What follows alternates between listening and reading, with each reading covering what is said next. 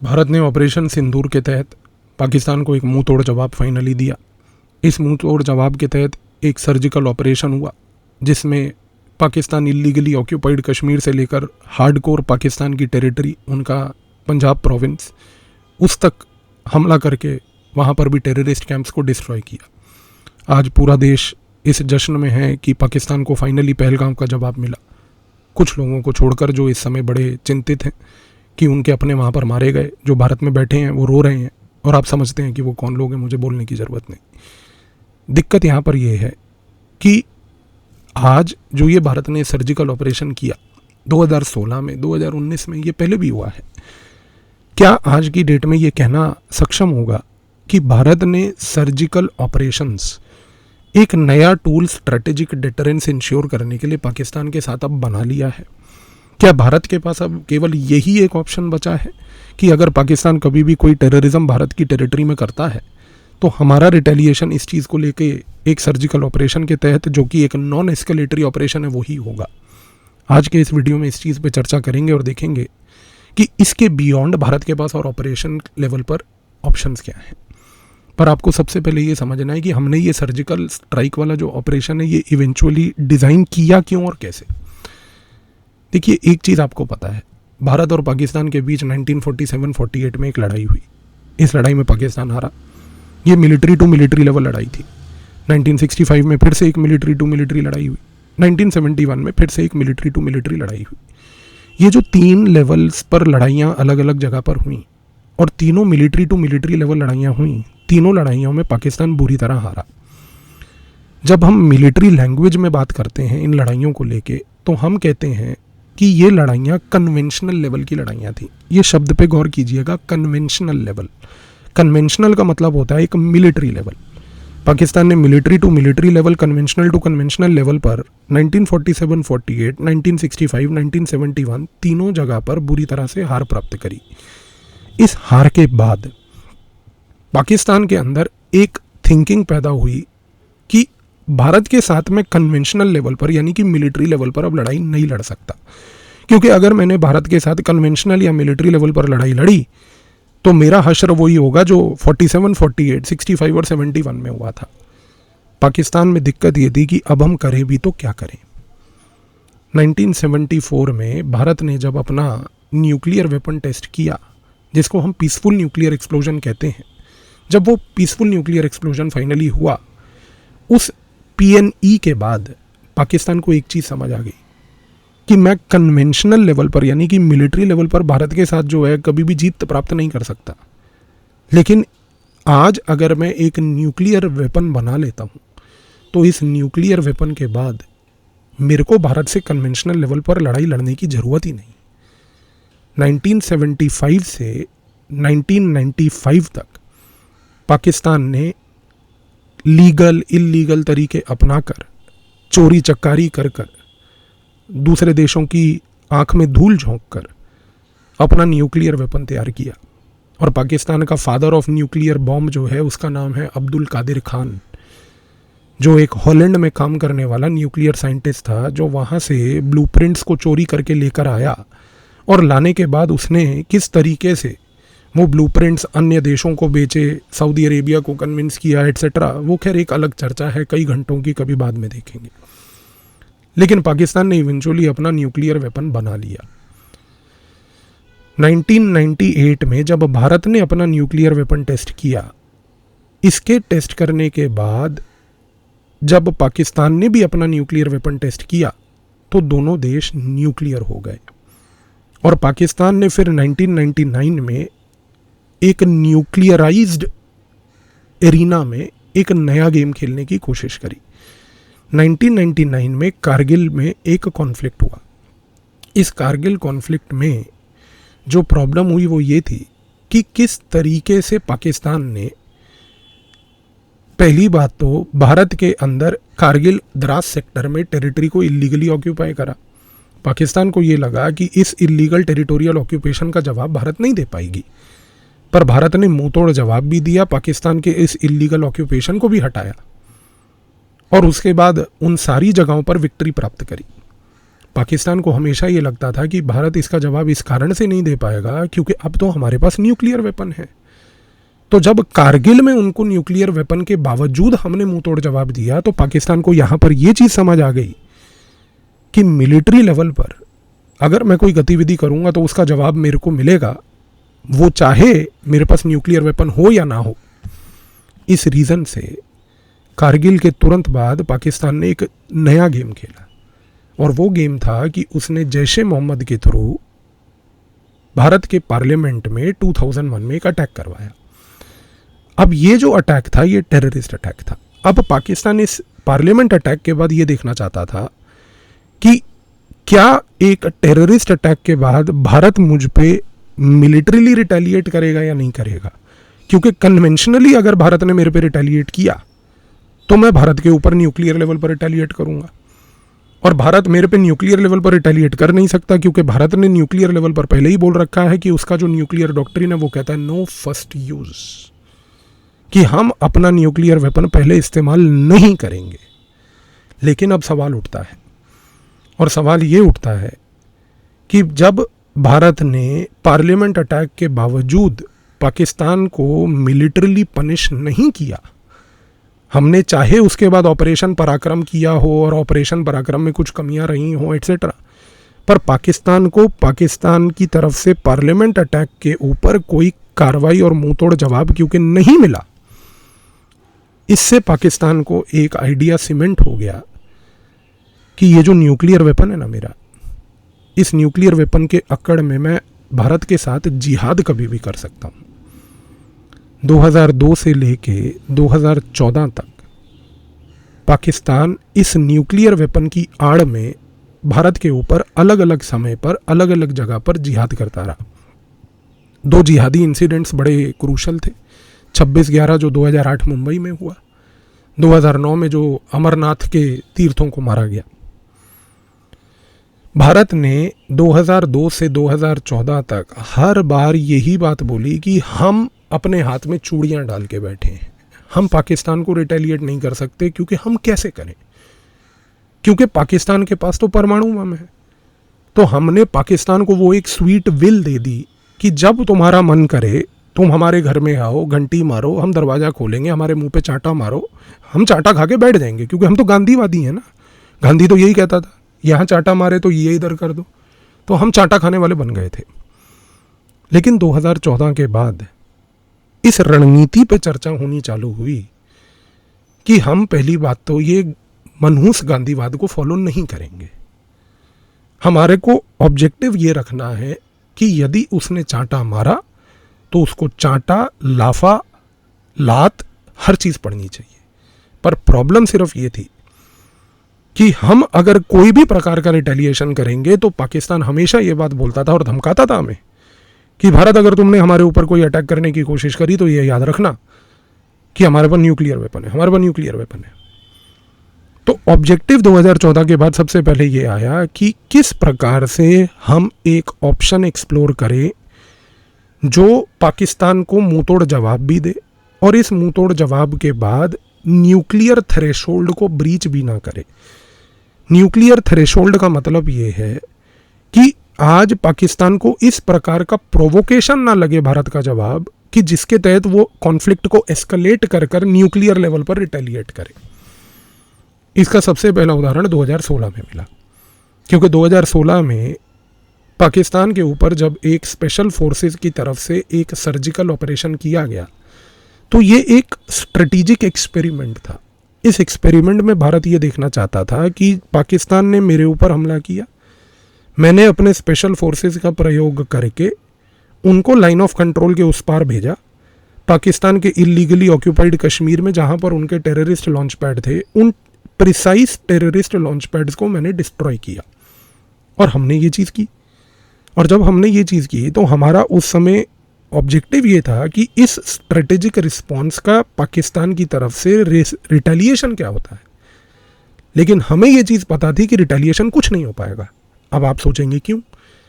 देखिए, 2016 में जब हमने अपनी स्पेशल फोर्सेस का प्रयोग करके उनको पाकिस्तान भेजा, जो कि इलीगली ऑक्यूपाइड कश्मीर की टेरिटरी है हमारी ही, हमने अपनी ही टेरिटरी में उनको भेजा, और जब हमने उनको वहाँ भेजकर उन टेररिस्ट लॉन्च पैड्स पे अटैक करवाया तो हमने ये इंश्योर किया कि सबसे पहली बात उनके टेररिस्ट वहाँ पर मरे, उनके टेररिस्ट के वो ट्रेनिंग कैंप्स वहाँ पर टूटे। और हमने पाकिस्तान को एक ऐसी परिस्थिति में डाल दिया कि हमने ये बात बोली कि देख, हम तेरी टेरिटरी में आए, जो कि इलीगली ऑक्यूपाइड कश्मीर तूने होल्ड करके रखा है, उस टेरिटरी में हमने आकर तेरे यहाँ पर जो तूने टेररिस्ट पाल के रखे हैं हमने उनको मारा और हम मार के वापस आ गए और हमने आके बोला हमने मारा है। अब सारी की सारी प्रॉब्लम तेरे पे है।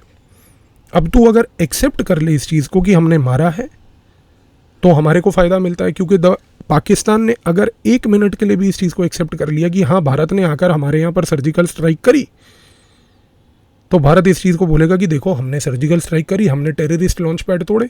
और टेररिस्ट लॉन्च पैड तोड़े का मतलब ये है ना कि भाई पाकिस्तान में टेररिस्ट लॉन्च पैड थे। अगर पाकिस्तान इस चीज़ को एक्सेप्ट कर ले कि भारत ने सर्जिकल स्ट्राइक करी, तो पाकिस्तान इनडायरेक्टली इस चीज़ को भी एक्सेप्ट कर रहा है कि मैंने टेररिस्ट लॉन्च पैड बनाए थे। और दूसरी बात, अगर पाकिस्तान मना कर दे कि नहीं भारत ने तो कुछ किया ही नहीं, फिर भी हमने कह दिया कि नहीं हमने तो करा है। और अगर हम बोल देंगे हमने करा है और तुम बोल दो तुमने नहीं, हमने कुछ नहीं किया वहाँ पर, तो भी तुम फंसते हो, क्योंकि हम तो बोल रहे हैं हमने किया है ऑपरेशन। तो पाकिस्तान के साथ 2016 में जो हुआ वो एक ऐसी चीज़ थी कि जिसके तहत हमने ये इंश्योर किया कि हम पाकिस्तान को एक ऐसे डिनाइबिलिटी के गेम में ले आए कि ना तो वो एक्सेप्ट करने की पोजीशन में हो ना रिजेक्ट करने की पोजीशन में हो।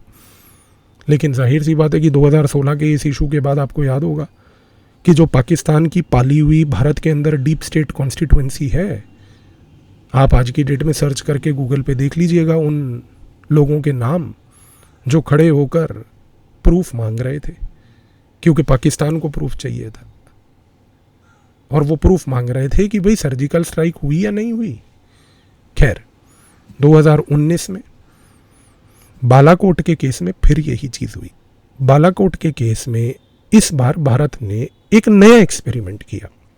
भारत ने कहा कि भाई पिछली बार तो जो है हमने इलीगली ऑक्यूपाइड कश्मीर में ऑपरेशन किया था, क्या ये ऑपरेशन की स्पेस को मैं एक्सपेंड कर सकता हूँ, यानी कि क्या मैं आज की डेट में इलीगली ऑक्यूपाइड कश्मीर के बजाय प्रॉपर पाकिस्तान के अंदर घुस के पर पाकिस्तान के अंदर उसी टेररिस्ट लॉन्च पैड को तोड़ सकता हूँ या नहीं। और भारत ने यही चीज़ करी कि 2019 के बालाकोट के एयर स्ट्राइक में भारत ने जाकर उस समय खैबर पख्तूनवा प्रोविंस में टेररिस्ट लॉन्च पैड्स को तोड़ा। पाकिस्तान के साथ वही परिस्थिति पैदा हो गई। पाकिस्तान ने कहा नहीं यहाँ पर कुछ हुआ ही नहीं है, हमने कहा कि बहुत कुछ हुआ है। पाकिस्तान अगर मान लेता कि कुछ हुआ है तो हम कहते कि देखो हम तो कह ही रहे थे कि तुम टेररिस्ट पालते हो। तो पाकिस्तान को हमने फिर से वो परिस्थिति में लाके खड़ा कर दिया। पर बालाकोट का एक्सपीरियंस ने हमें ये चीज़ सिखा दी कि हमें अगर पाकिस्तान के ऊपर रिटेलिएट करना है तो हमें अपने ऑपरेशनल स्पेस को और स्ट्रेटेजिक डेटरेंस को सिर्फ और सिर्फ इलीगली ऑक्यूपाइड कश्मीर में सीमित नहीं रखना। हम पूरे पाकिस्तान के अंदर जाकर कहीं पर भी ये कर सकते हैं, लेकिन इसके लिए चाहिए हमें प्रिसाइज इंटेलिजेंस कि जो हो रहा है वो सही है, क्योंकि टेररिस्ट लॉन्च पैड तोड़े जा रहे हैं। लेकिन अब जब पहलगांव हुआ, पहलगांव में जो इंसिडेंट हुआ वो बहुत अलग था। पहलगांव में 2 चीज़ें हुई। एक तो ये चीज़ हुई कि एक रेजिस्टेंस फ्रंट नाम के आतंकवादी संगठन ने, जो कि लश्कर ए तैयबा का फ्रंट ऑर्गेनाइजेशन है, उसने सिविलियंस को मारा, नागरिकों को मारा। अब भारत के ऊपर जो प्रॉब्लम थी वो ये थी कि मुझे रेजिस्टेंस फ्रंट को भी जवाब देना है। रेजिस्टेंस फ्रंट का साथी पीपल एंटी फासिस्ट फ्रंट जो जैश ए मोहम्मद का है उसको भी जवाब देना है, लेकिन मुझे सिविलियंस का भी बदला लेना है। तो इस कॉन्टेक्स्ट में अब इशू ये होना चाहिए कि हमारे पास एक ऐसी इंटेलिजेंस इनपुट हो कि जिसके तहत जब हम एक टेररिस्ट लॉन्च पैड को मारें तो उस टेररिस्ट लॉन्च पैड में टेररिस्ट और टेररिस्ट के साथ छिपे हुए सिविलियन भी मरे, ताकि दोनों का बदला पूरा हो। ऑपरेशन सिंदूर के तहत पहली बात तो यही चीज़ अपनाई गई। दूसरी बात, ऑपरेशन सिंदूर के तहत बालाकोट की स्ट्रेटेजिक थिंकिंग दोबारा अप्लाई हुई कि हमने अपने ऑपरेशनल स्पेस को सिर्फ पाकिस्तान के इलीगली ऑक्यूपाइड कश्मीर नहीं, बल्कि पिछली बार अगर खैबर पख्तूनवा था तो इस बार डीप इनसाइड पाकिस्तान का इलीगल पंजाब, उधर जाके भी मारा। इलीगल पंजाब क्योंकि वो पंजाब तो हमारा था, तुम्हें तो ये ब्रिटिश दे गए, तुम्हारी क्या हैसियत थी पंजाब को रखने की, ले लेंगे वापस। तो पहली बात तो हमने वो चीज़ वहाँ पर करी। आज इस ऑपरेशन सिंदूर के एक्सपीरियंस के बाद अब भारत को दो चीज़ें समझ आ गई हैं। सबसे पहली चीज़ ये समझ आ गई है कि देखिए, सिविलियन का जवाब सिविलियन पे, टेररिस्ट का जवाब टेररिस्ट पे। और पाकिस्तान की टेरिटरी के अंदर जहाँ पर भी टेररिस्ट लॉन्च पैड इसने बना के रखा है, वो अगर आज पंजाब में था और बावलपुर में था तो कल अगर मान लीजिए वो कराची में भी होगा, वहाँ पर भी जाके उसको तोड़ेंगे। क्योंकि मान लीजिए अब एक मोमेंट के लिए कि आने वाले समय में दाऊद इब्राहिम जो कराची में पाकिस्तान का दामाद बना बैठा है, यदि उसके थ्रू अगर किसी प्रकार की गतिविधि यहाँ पर होती है तो एक प्रिसाइज सर्जिकल ऑपरेशन कराची के अंदर जाकर दाऊद इब्राहिम जैसे व्यक्ति को भी नपेट देगा। ये ऑपरेशनल थिंकिंग आज की डेट में हमारे यहाँ पर पहली बात तो सीमेंट हो गई है। तो यहाँ पर एक चीज़ तो आपको क्लियर हो गई कि देखिए, हमारी स्ट्रेटेजिक स्पेस जो है अब वो सिर्फ पाकिस्तान के इलीगली ऑक्यूपाइड कश्मीर नहीं बल्कि पूरे पाकिस्तान के अंदर है।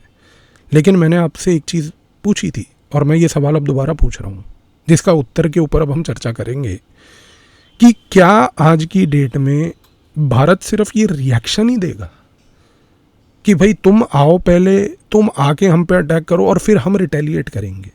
क्योंकि देखो, फ़र्क ये है कि 2002 से 2014 तो हम चूड़ियाँ डाल के बैठे थे कि भाई हम अटैक तो करेंगे ही नहीं, हम कर ही नहीं सकते। क्योंकि चलो उस समय ये बात भी है कि सरकार के कुछ लोग ऐसे थे और विचारधारा ऐसी थी जिनको लगता था कि नहीं, हमारे ही परिजन वहाँ रहते हैं तो हम अपने ही परिजनों को क्यों मारें, उनको छोड़ दीजिए। लेकिन सबसे बड़ी चीज़ ये है कि आज जब हमने इसको रिटेलिएट किया, क्या हम इस रिटेलिएशन के बाद गेम को यहीं ख़त्म कर दें? Answer is no. भारत को इस समय दो काम करने बहुत ज़रूरी हैं। सबसे पहला काम अब ये करना है कि देखिए, हमने सर्जिकल ऑपरेशंस के तहत पाकिस्तान के टेररिज्म इंफ्रास्ट्रक्चर में एक खलबली तो मचा दी है। क्योंकि मसूद अज़हर के परिवारजन के मर जाना, इसके साथ साथ जैश ए मोहम्मद और लश्कर ए तैयबा, द रेजिस्टेंस फ्रंट और पीपल एंटी फासिस्ट फ्रंट के लोगों को एक मैसेज मिल जाना कि तुम्हारी गतिविधियों का जवाब मिलेगा। इसके सवाए भारत को अब जो नेक्स्ट स्टेप पे थिंकिंग करने की आवश्यकता है वो ये है कि हमें ये चीज़ समझनी है कि भाई ये जो दो कौड़ी के पाकिस्तान के अंदर आतंकवादी संगठन है, इनको समर्थन दे के सपोर्ट दे कौन रहा है? वो है पाकिस्तान की आर्मी। हमारा अगला उद्देश्य होना चाहिए पाकिस्तान की आर्मी। अब सवाल उठता है कि पाकिस्तान की आर्मी के साथ क्या किया जाए? हमें कुछ नहीं करना है। पाकिस्तान की आर्मी के जितने भी अधिकारी जब ये रिटायर हो जाते हैं, ये पाकिस्तान के अंदर रहते नहीं हैं। ये रिटायरमेंट के बाद America, Canada, Germany, middle east में सऊदी अरब या यूनाइटेड अरब एमिरेट्स, दुबई, यहाँ जाकर रहना शुरू कर देते हैं। इज़राइल और रूस के साथ मिलकर हमें अब दो चीज़ें करनी हैं।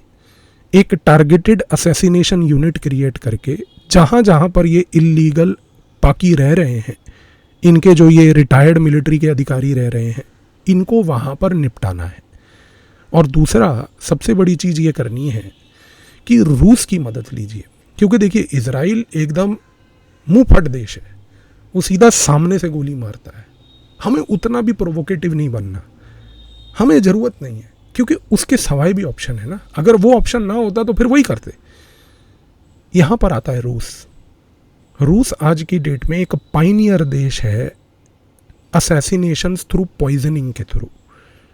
चुपचाप इस प्रकार से वो गेम खेलता है, वो चाहे सोनिक बॉम्ब हो, वो चाहे आज की डेट में किसी प्रकार के केमिकल्स हो, और वो चाहे आज की डेट में कोई ऐसे भी ऑप्शंस हों जिसके तहत बंदा बिना एक गोली मारे ही ख़त्म हो जाता है।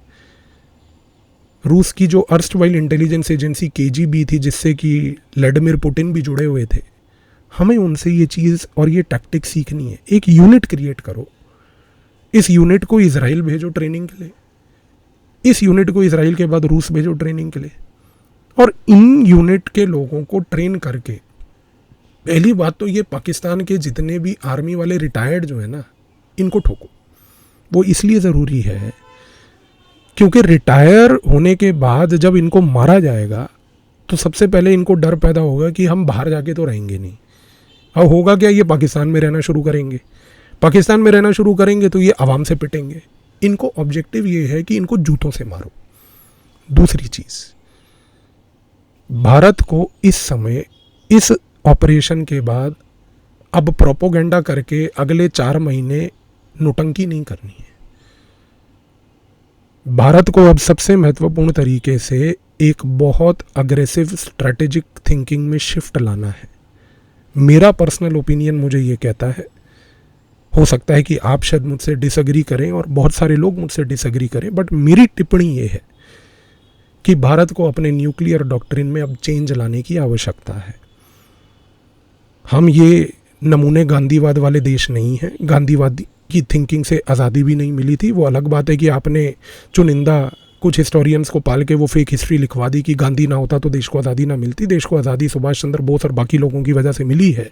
एक बार वो सच्चा इतिहास सामने आएगा तो ये लोगों का जो फैमिली प्रोपोगेंडा था वो ख़त्म होगा। लेकिन भारत को अपने न्यूक्लियर डॉक्ट्रिन में एक थिंकिंग लाने की, शिफ्ट करने की आवश्यकता बहुत ज़रूरी है। मेरा मानना ये है कि हमें अब अपने डॉक्ट्रिनल थिंकिंग को शिफ्ट करके नो फर्स्ट यूज़ से फर्स्ट यूज़ पे आने की आवश्यकता है। हम अगर अपने कागज़ में डॉक्ट्रिन के ये लिख देते हैं कि India will go for first use, इसका खमियाजा क्या होगा? सबसे पहला खमियाजा ये होगा कि जो वेस्टर्न कंट्री के देश हैं वो भारत के खिलाफ प्रोपोगेंडा करेंगे। करने दो, उनके प्रोपोगेंडा ऐसा तो है नहीं कि आज भी नहीं हो रहे।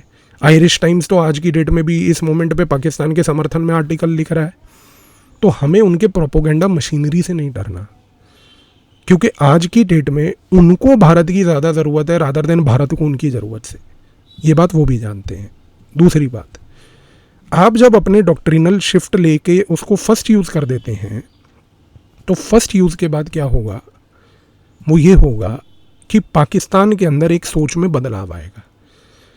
पाकिस्तान को अब ये लगेगा कि नहीं, भारत जो है क्योंकि अब वो फर्स्ट यूज़ में आ चुका है तो मतलब वो मेरे ऊपर कभी भी टारगेट कर सकता है।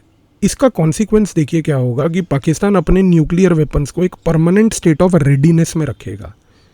आप पाकिस्तान को इस परिस्थिति में लाइए कि वो अपने न्यूक्लियर वेपन्स को एक परमानेंट स्टेट ऑफ रेडीनेस में रखे।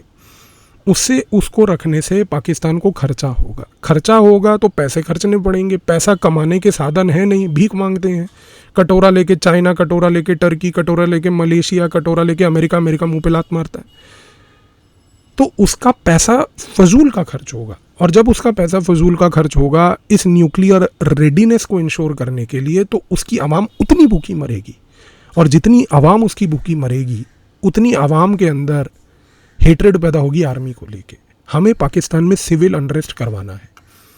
ये हमारे लिए एक पॉलिसी ऑब्जेक्टिव होना चाहिए, क्योंकि पाकिस्तान की जनता जब तक खड़े होकर आर्मी को चप्पलों से ना मारे तब तक हमें वो पाकिस्तान देखना नहीं है और कोई पाकिस्तान हमें।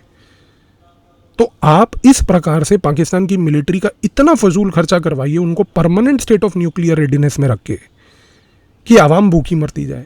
अच्छा, इसका भी एक कॉन्सिक्वेंस होगा कि भाई हो सकता है कि चाइना वहाँ पर एंटर कर जाए। चाइना वहाँ पर एंटर करके कहे कि नहीं नहीं पाकिस्तान, हम तुम्हारे न्यूक्लियर वेपन की रेडीनेस इंश्योर करेंगे। जैसे ही ये होता है हमारे लिए ये प्लस पॉइंट है।